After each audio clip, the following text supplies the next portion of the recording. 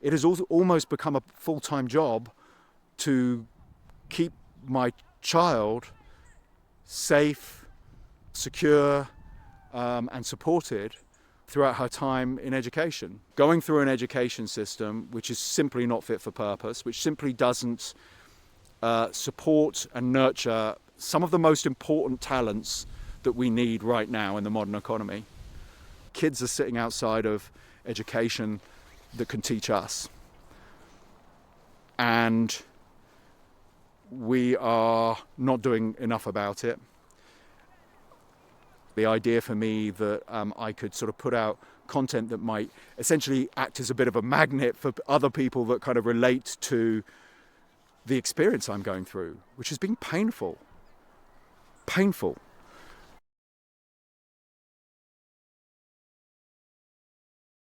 I'm going to do an experiment. I want to do an experiment. When I started talking about wanting to do more video, because I have a child that is currently outside of the education system that has utterly failed her, she lit up and was like, I'd love to help you.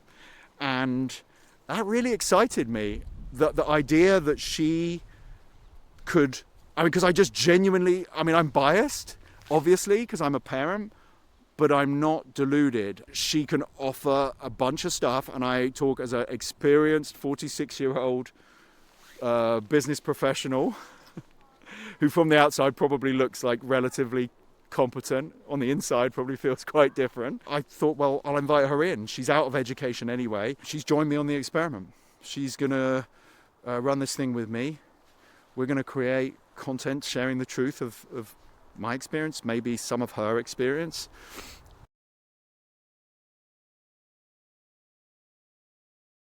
I'm doing something really exciting at the moment, but it comes off the back of something really quite ghastly.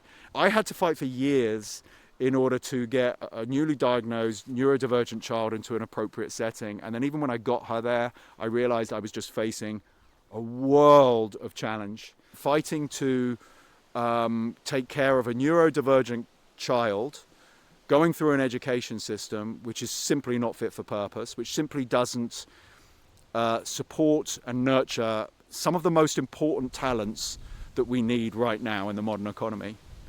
We are going through a major crisis in globally, but also within this country in particular, that is seeing huge levels of unemployment, but huge levels of underemployment too. So I'm going to stop trying to repeat what I said yesterday. So the experiment is to record a video every day. And because on day one of an experiment, I recorded in the wrong format because I just did it on my phone. It basically meant that the video doesn't go very well on YouTube. So I'm now having to repeat it. And then that's causing me all kinds of issues in terms of sort of feeling like I need to hit a script. And whenever I try and hit a script, it just doesn't work for me. Because I'm neurodivergent myself, and basically I struggle with a lot of the same things that my daughter struggles with. I have dyslexia and I have ADHD. And so I have struggled with quite a lot of things. And part of that was that when I was at school, I struggled with reading. And then when I was into my work life, I sort of masked, and then I struggled with writing. And I always felt like so much credence was put on the written word. And actually, so much communication is needed to be done in writing. But I didn't have a diagnosis like a lot of people, so I was undiagnosed, and essentially I was masking and getting through. And I basically learned an unhealthy habit of masking, coping, and all kinds of sort of coping strategies, which I am now trying to unpick because that's had a huge damaging effect on all kinds of things like my self-esteem, my confidence, self-worth, etc. The kind of attritional impact in my work of neurodivergence and masking, and it's profound.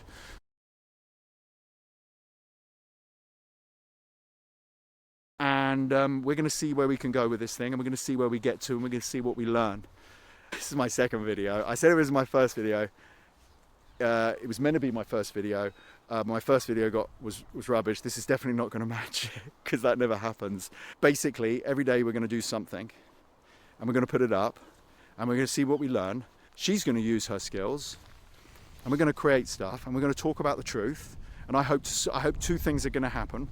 One, I hope I can offer something of value to other people in the same situation. 2, I hope that other people will kind of come back and maybe share their experience, and maybe we'll get some connection out of this. I don't want this to be a sort of solo, solitary effort. And 3, I want to, no, I think that's it. I think 2 things. 2 things. My dream would be that other people gain a bit of value from this, learn something from this, but also connect with us and we can learn from them. And that sounds like a cliche. It sounds like one of those things you say, but I really mean it. I've been through a personal struggle of my own. I'm going through it as a parent. I think the idea for me that I could sort of put out content that might essentially act as a bit of a magnet for other people that kind of relate to the experience I'm going through, which has been painful. Painful. It has also almost become a full-time job to keep my child safe, secure, and supported throughout her time in education. And she's 16 now. It's been nothing short of painful.